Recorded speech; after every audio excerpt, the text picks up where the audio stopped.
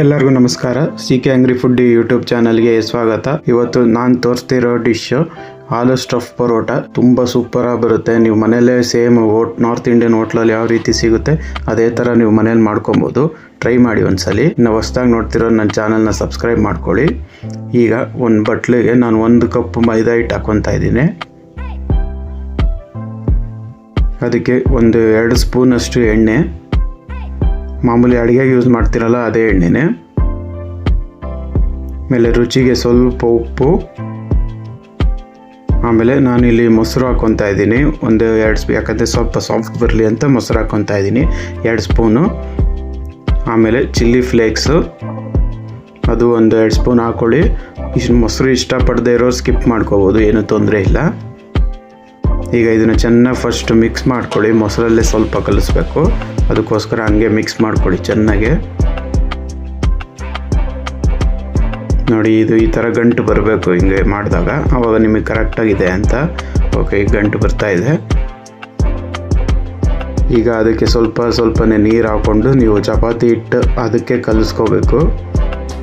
ತುಂಬ ಮೆತ್ತು ಕಲಿಸ್ಕೋಬೇಡಿ, ಚೆನ್ನಾಗಿರಲ್ಲ. ಚಪಾತಿ ಹಿಟ್ಟು ಅದಕ್ಕೆ ಕಲಿಸ್ಕೊಳ್ಳಿ. ನೋಡಿ, ಈ ಹದದಲ್ಲಿ ಕಲಿಸ್ಬೇಕು. ನೋಡಿ, ಈಗ ಇದು ಹಿಟ್ಟು ರೆಡಿಯಾಗಿದೆ. ಇದನ್ನು ನೀಟಾಗಿ ಚೆನ್ನಾಗಿ ನಾದ್ಬಿಟ್ಟು ಇಟ್ಬಿಡಿ. ಒಂದು 2 ಅವರ್ಸ್ ಇದನ್ನು ಹಿಂಗೆ ಬಿಟ್ಬಿಡಬೇಕು. ಯಾಕಂದರೆ ಅದು ಇನ್ನೂ ಸಾಫ್ಟಾಗಿ ಚೆನ್ನಾಗಾಗುತ್ತೆ ಹಿಟ್ಟು. ಮೇಲೆ ಸ್ವಲ್ಪ ಆಯಿಲ್ ಗ್ರೀಸ್ ಮಾಡಿ ಈ ಥರ ಬಟ್ಟೆ ಮುಚ್ಚಿ ಇಟ್ಬಿಡಿ. 2 ಅವರ್ಸ್ ಇದನ್ನು ತೆಗಿಬೇಡಿ.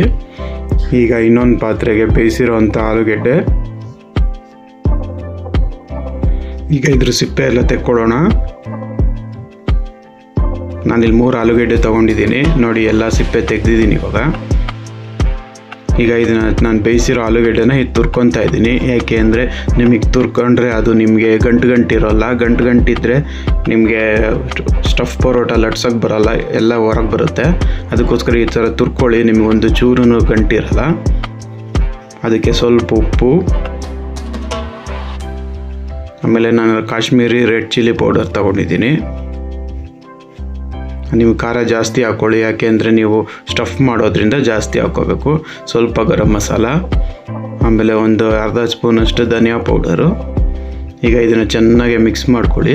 ಯಾಕೆಂದರೆ ನೀವು ಸ್ಟಫ್ ಮಾಡ್ತಿರೋದ್ರಿಂದ ನಿಮಗೆ ಖಾರ ಜಾಸ್ತಿ ಇದ್ದರೆ ಟೇಸ್ಟ್ ಚೆನ್ನಾಗಿ ಬರುತ್ತೆ. ಅದಕ್ಕೋಸ್ಕರ ಖಾರದ ಪುಡಿ ಜಾಸ್ತಿ ಹಾಕ್ಕೊಳ್ಳಿ.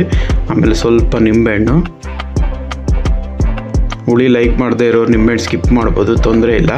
ಆಮೇಲೆ ಕೊನೆಯಲ್ಲಿ ಕೊತ್ತಂಬರಿ ಸೊಪ್ಪು. ಈಗ ಇದನ್ನು ಚೆನ್ನಾಗಿ ಮಿಕ್ಸ್ ಮಾಡ್ಕೊಳ್ಳಿ. ಆ ಮಸಾಲೆ ಎಲ್ಲ ಆಲೂಗೆಡ್ಡೆಯಲ್ಲಿ ಚೆನ್ನಾಗಿ ಮಿಕ್ಸ್ ಆಗಬೇಕು. ನೋಡಿ, ಈಗ ಚೆನ್ನಾಗಿ ಮಿಕ್ಸ್ ಆಗಿದೆ, ಸ್ಟಫ್ ರೆಡಿ ಆಗಿದೆ. ಈಗ ಅದನ್ನು ಒಂದು ಸೈಜ್ ಉಂಡೆ ಹಾಗೆ ಮಾಡ್ಕೊಳ್ಳೋಣ. ನೋಡಿ, ನಾನು ಈ ಥರ ಉಂಡೆ ಮಾಡ್ಕೊತಿದ್ದೀನಿ. ಸ್ವಲ್ಪ ದಪ್ಪನೇ ತೊಗೊಳ್ಳಿ, ಯಾಕೆಂದರೆ ಸ್ಟಫ್ ನೀಟಾಗಿ ಫಿಲ್ ಆಗಬೇಕು ಒಳಗಡೆ. ಅದಕ್ಕೋಸ್ಕರ ನೀವು ಚೂರು ಹಾಕಿದ್ರೆ ಫಿಲ್ ಆಗೋಲ್ಲ. ಇದು ನೋಡಿ, ಇದು 2 ಅವರ್ಸ್ ಆಗಿದೆ. ಈಗ ನೋಡಿ, ಈಗ ಎಷ್ಟು ಸಾಫ್ಟ್ ಆಗಿದೆ ಅದು. ಈಗ ಚೆನ್ನಾಗಿ ನಾದ್ಕೊಳ್ಳಿ ಅದನ್ನು, ಯಾಕೆಂದರೆ ಅದರಲ್ಲಿ ಏರಂಶ ಇರೋದೆಲ್ಲ ಹೋಗಬೇಕು. ಅದಕ್ಕೋಸ್ಕರ ಚೆನ್ನಾಗಿ ಈ ಥರ ನಾದ್ಕೊಳ್ಳಿ.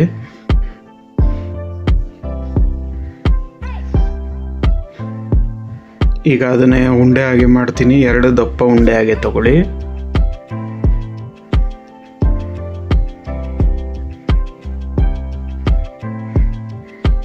ಈಗ ಒಂದು ಟೇಬಲ್ ಮೇಲೆ ಸ್ವಲ್ಪ ಹಿಟ್ಟು ಹಾಕ್ಕೊಳ್ಳಿ. ಅದಕ್ಕೆ ಉಂಡೆ ಮಾಡಿಟ್ಟಿರೋಂಥ ಮೈದಾ ಹಿಟ್ಟಿಂದು ಉಂಡೆ ನೀಟಾಗಿ ತಟ್ಕೊಳ್ಳಿ ಫಸ್ಟು. ಯಾಕೆಂದರೆ ನಾವು ಫಿಲ್ ಮಾಡಬೇಕಲ್ಲ, ಅದಕ್ಕೋಸ್ಕರ ಸ್ವಲ್ಪ ಲೈಟಾಗಿ ಚಿಕ್ಕದಾಗೆ ಲಟ್ಸ್ಕೊಳ್ಳಿ, ತುಂಬ ದೊಡ್ಡದಾಗಿ ಬೇಡ.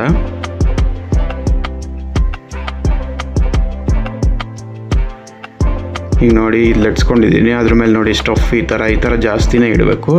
ಈಗ ಅದನ್ನು ನೀಟಾಗಿ ಕ್ಲೋಸ್ ಮಾಡಿ, ಇದೇ ಥರ ಕ್ಲೋಸ್ ಮಾಡಿ. ಆವಾಗ ನಿಮಗೆ ಸ್ಟಫ್ ನೀಟಾಗಿ ಫಿಲ್ ಆಗುತ್ತೆ. ನೋಡಿ, ನೀಟಾಗಿ ಫಿಲ್ ಆಗುತ್ತೆ. ನೋಡಿ, ಇದೇ ಥರ ನೀಟಾಗಿ ಫಿಲ್ ಮಾಡಿ. ಈಗ ಮೇಲ್ಗಡೆ ಎಕ್ಸ್ಟ್ರಾ ಇರೋದನ್ನ ನಾವು ತೆಗಿಬೇಕು. ಅದಕ್ಕೋಸ್ಕರ ನೋಡಿ, ಈ ಥರ ಮಾಡಿದ್ರೆ ನಿಮಗೆ ನೀಟಾಗಿ ಸ್ಟಫ್ ಒಳಗೆ ಕೂರುತ್ತೆ. ನೋಡಿ, ಈಗ ಅದೆಷ್ಟು ಎಕ್ಸ್ಟ್ರಾ ಇದೆ ಅದನ್ನು ನಾನು ಕಿತ್ತಾಕ್ತೀನಿ. ನೋಡಿ, ಈಗ ಇದು ಸ್ಟಫು ನೀಟಾಗಿ ಫಿಲ್ ಮಾಡಿದ್ದೀನಿ ಅದರೊಳಗಡೆ. ಈಗ ನೋಡಿ, ಸ್ವಲ್ಪ ಮೇಲೆ ಹಿಟ್ಟು ಹಾಕ್ಕೊಂಡು ನೋಡಿ ಇದೇ ಥರ ತಟ್ಕೊಳ್ಳಿ.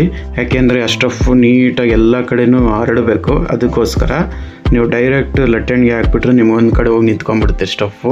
ಅದಕ್ಕೋಸ್ಕರ ಫಸ್ಟ್ ನೋಡಿ ಈ ಥರ ತಟ್ಕೊಳ್ಳಿ. ಆವಾಗ ನಿಮಗೆ ನೀಟಾಗಿ ಎಲ್ಲ ಕಡೆ ಹರಡುತ್ತೆ ಸ್ಟಫ್ ಫುಲ್ಲು. ಚಪಾತಿ ಪೂರಷ್ಟು ನಿಮಗೆ ಸ್ಟಫ್ ಬಾಯಿಗೆ ಸಿಗುತ್ತೆ ಆಲೂಗೆಡ್ಡೆ ಪಲ್ಯ.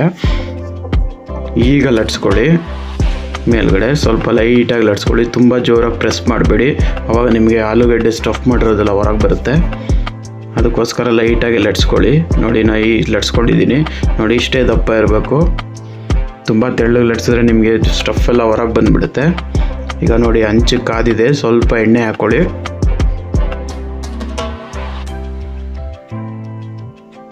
ಅದಕ್ಕೆ ನೀವು ಲಟ್ಸಿರುವಂಥ ಸ್ಟಫ್ ಪರೋಟ ಹಾಕ್ಕೊಳ್ಳಿ. ಮೇಲ್ಗಡೆ ಇನ್ನೊಂದು ಸ್ವಲ್ಪ ಎಣ್ಣೆ ಹಾಕ್ಕೊಳ್ಳಿ, ಯಾಕೆ ಅಂದರೆ ಇದು ಗರ್ಗರಿಯಾಗೆ ಬರಬೇಕು, ಅದಕ್ಕೋಸ್ಕರ. ನೋಡಿ ನೀವು ನೀಟಾಗಿ ಎಣ್ಣೆನೆಲ್ಲ ಕಡೆ ಹರಡಿ, ಯಾಕೆ ಅಂದರೆ ಇದು ನೋಡಿ ಎಷ್ಟು ನೀಟಾಗಿ ಉಬ್ಬುತ್ತೆ ಇದು ಪೂರಿ ಥರ, ಅದಕ್ಕೋಸ್ಕರ ನೀವು ಆಯಿಲ್ ಹಾಕಲೇಬೇಕು. ಈಗ ಒಂದು ಕಡೆ ಆಗಿದೆ, ಇನ್ನೊಂದು ಕಡೆ ಟರ್ನ್ ಮಾಡ್ಕೊಳ್ಳಿ. ನೋಡಿ ಈಗ ಎಷ್ಟು ಪೂರಿ ಥರ ಎಷ್ಟು ಚೆನ್ನಾಗಿ ಉಬ್ಬುತ್ತೆ ನೋಡಿ. ಇನ್ನೊಂದು ಚೂರು ಎಣ್ಣೆ ಹಾಕಿ ಈಗ ಉಬ್ಬುತ್ತೆ ನೋಡಿ. ನೋಡಿ ಎಷ್ಟು ಚೆನ್ನಾಗಿ ಉಬ್ಬಿದೆ ಇವಾಗ ಪೂರಿ ಥರ. ಒಳಗೆ ಹಂಗಂದರೆ ಸ್ಟಫ್ ನೀಟಾಗಿ ಫಿಲ್ ಆಗಿದೆ ಅಂತ ಅರ್ಥ. ಈ ಥರ ಪೂರಿ ಥರ ಉಬ್ಬಿದ್ರೆ ನಿಮಗೆ ಸ್ಟಫ್ ಫಿಲ್ ಆಗಿದೆ ಚೆನ್ನಾಗಿ ಅಂತ. ನೋಡಿ ಸ್ಟಫ್ ಪರೋಟ ರೆಡಿಯಾಗಿದೆ. ನೋಡಿ ಆಲೂ ಸ್ಟಫ್ ಪರೋಟ ರೆಡಿಯಾಗಿದೆ. ತುಂಬ ಚೆನ್ನಾಗಿ ಬರುತ್ತೆ, ಸೇಮ್ ನಿಮ್ಗೆ ಹೋಟ್ಲಲ್ಲಿ ಯಾವ ರೀತಿ ಸಿಗುತ್ತೋ ಅದೇ ಥರ ಟೇಸ್ಟ್ ಇರುತ್ತೆ. ನೀವು ಒಂದ್ಸಲಿ ಟ್ರೈ ಮಾಡಿ ಹೇಗಿದೆ ಅಂತ ಕಮೆಂಟ್ ಬಾಕ್ಸಲ್ಲಿ ತಿಳಿಸಿ. ಹಾಗೆ ಹೊಸದಾಗಿ ನೋಡ್ತಿರೋರು ನನ್ನ ಚಾನಲ್ನ ಸಬ್ಸ್ಕ್ರೈಬ್ ಮಾಡ್ಕೊಳ್ಳಿ. ಇದೇ ಥರ ತುಂಬ ಅಡುಗೆ ಇದೆ ಚಾನಲಲ್ಲಿ, ನೋಡಿ ಹಾಗೆ ಸಪೋರ್ಟ್ ಮಾಡ್ತಾಯಿರಿ. ನೋಡಿ ಎಷ್ಟು ಚೆನ್ನಾಗಿ ಫಿಲ್ ಆಗಿದೆ ಸ್ಟಫು ಒಳಗಡೆ. Thank you.